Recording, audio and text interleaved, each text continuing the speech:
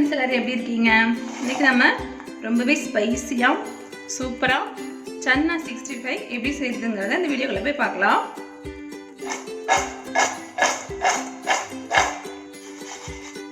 இது ஈவினிங் டைமில் குழந்தைங்களுக்கு செஞ்சு கொடுக்குறதுக்கு ரொம்பவே சூப்பராக இருக்கும்.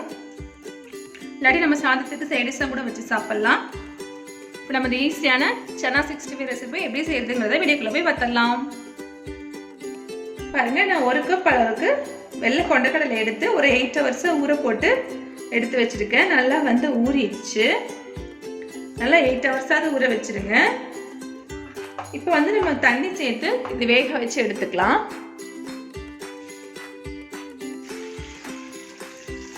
ஒரு கப் அளவுக்கு தண்ணி சேர்த்துருக்கேன்.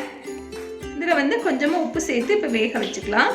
ஒரு 2லேருந்து 3 விசில் விட்டு இப்போ நம்ம எடுத்துக்கலாம். வேக வச்சதுக்கப்புறம் நான் எப்படி செய்யறதுங்கிறத காமிக்கிறேன். பாருங்க, கொண்டக்கடலை வந்து நல்லா வெந்துருச்சு. இப்போ இது வந்து தண்ணி இல்லாமல் ஃபில்டர் பண்ணி எடுத்துக்கலாம். பாருங்க, தண்ணி இல்லாமல் வடிகட்டி எடுத்தாச்சு. இது நல்லா வந்து ஆற வச்சிருங்க. ஆனதுக்கப்புறம் மசாலா பரட்டிக்கலாம். 4 டேபிள் ஸ்பூன் அளவு கார்ன்ஃப்ளவர் மாவு, 1 டேபிள் ஸ்பூன் அளவு அரிசி மாவு, 1 ஸ்பூன் மிளகாய்த்தூள், 1/4 ஸ்பூன் மஞ்சள் தூள், இதெல்லாம் சேர்த்து இப்போ இதில் மிக்ஸ் பண்ணிக்கலாம்.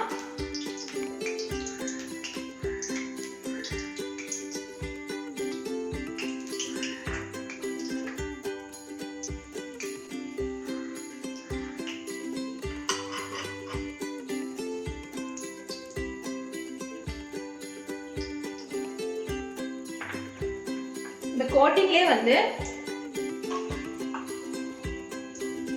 கொஞ்சமா உப்பு சேர்த்திக்கலாம். ஆல்ரெடி நம்ம வந்து கொண்டக்கடலையில் உப்பு போட்டு வேக வச்சிருக்கோம், பார்த்துட்டு சேர்த்திக்கோங்க. இதெல்லாம் சேர்த்து நல்லா மிக்ஸ் பண்ணி விட்டுடலாம். லைட்டாக தண்ணி சேர்த்து மிக்ஸ் பண்ணிக்கலாம். அப்போ வந்து கோட்டிங் வந்து நல்லா பிடிச்சிக்கும்.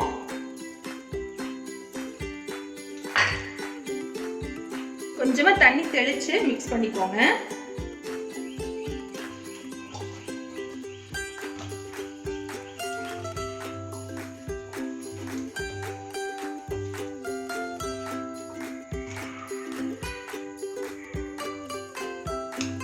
பாருங்க, எல்லாமே வந்து இந்த மாதிரி மிக்ஸ் பண்ணி எடுத்தாச்சு. இப்போ நம்ம வந்து பொரிச்சு எடுத்துக்கலாம். ஒரு பாத்திரத்தில் எண்ணெய் வச்சு, எண்ணெய் வந்து நல்லா காஞ்சிடுச்சு. எண்ணெய் நல்லா வந்து காய வச்சிருங்க. அப்படி இல்லாட்டி வந்து எண்ணெய் குடிச்சிடும். இப்போ நம்ம வந்து சன்னா எடுத்து போட்டுக்கலாம். நல்லா அப்படி ஒவ்வொன்றா தனித்தனியாக வர மாதிரி போடுங்க.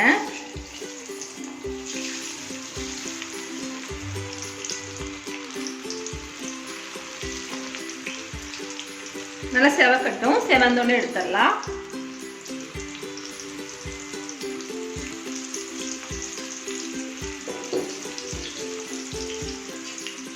அடங்கினோன்னு எடுத்துடலாம். நல்லா வந்து கிறிஸ்பி ஆயிடுச்சு.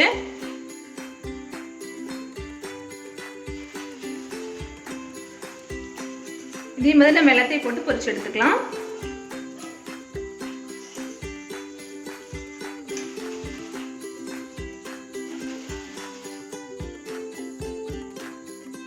நம்ம நெக்ஸ்ட் பேட்ச் போட்டுக்கலாம்.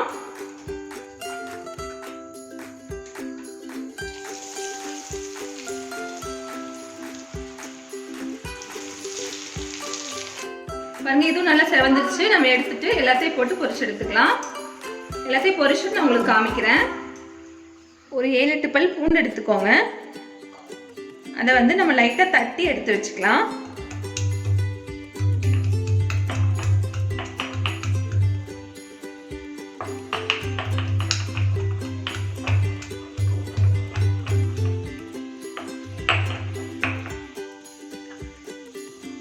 பாருங்க, இந்த மாதிரி லைட்டா தட்டி எடுத்துக்கோங்க. இது வந்து தனியா எடுத்து வச்சுக்கலாம். பாருங்க, எல்லாமே வந்து நல்லா மொறு மொறுன்னு பொரிச்சு எடுத்தாச்சு. நல்லா அப்படியே கிறிஸ்பியா சூப்பரா வந்திருக்கு. இப்போ வந்து நம்ம தட்டி வச்சிருக்கிற பூண்டை வந்து இதிலே நம்ம வறுத்துட்டு இதில் சேர்த்துக்கலாம். நல்லா வந்து பூண்டு ஃப்ளேவரோட நல்லா சூப்பரா இருக்கும்.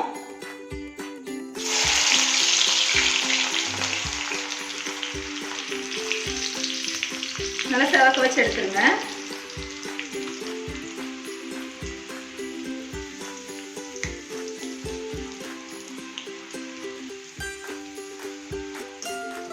எடுத்துடலாம்.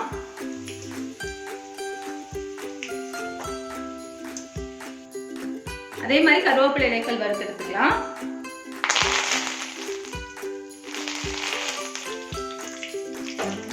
ஸ்டவ் ஆஃப் பண்ணிடலாம்.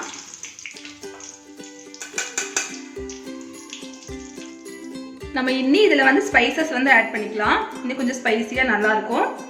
ஒரு அரை ஸ்பூன் அளவுக்கு கரம் மசாலா எடுத்திருக்கேன். நீங்கள் கரம் மசாலாக்கு பதிலாக சாட் மசாலா இருந்தால் கூட சேர்த்திக்கலாம். குருமிளகுத்தூள் ஒரு அரை ஸ்பூன் எடுத்திருக்கேன், அதையும் சேர்த்திக்கலாம். உப்பு தேவைப்பட்டுச்சுன்னா சேர்த்திக்கோங்க, அப்படி இல்லாட்டி வந்து வேண்டாம். நான் வந்து கொஞ்சமாக உப்பு சேர்த்திக்கிறேன். இதெல்லாம் சேர்த்து நல்லா மிக்ஸ் பண்ணிக்கலாம்.